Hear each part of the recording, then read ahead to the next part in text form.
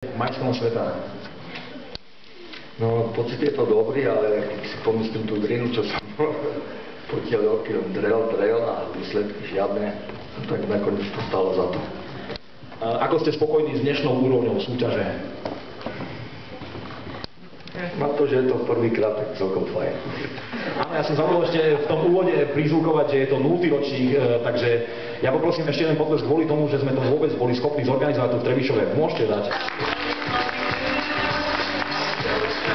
Samozrejme ďakujeme všetkým sponzorom mestu, Mestskému kultúrnemu stredisku a všetkých, ktorých som už spomínal. No a ešte keď tu máme takého majstra sveta, tak opýtame sa.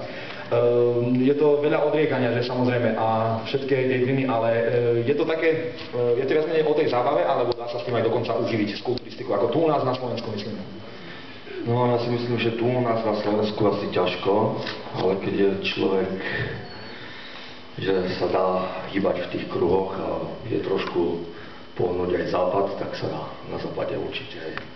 A kde konkrétne na západe je ten Talian? No, môžem to potvrdiť podľa seba, lebo dá sa povedať, že trénujem po celej Európe a nezaberám sa čisto len kulturistikou, ale dá sa povedať všetkých šport, čo potrebujú nejakú fyzickú námahu od hokeja, tenisu, box, karate, judo, protičo.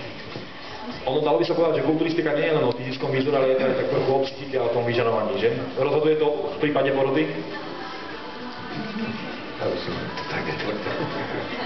Tak fajn, ďakujem pekne za rozhovor pánovi Jánovi Kušovi.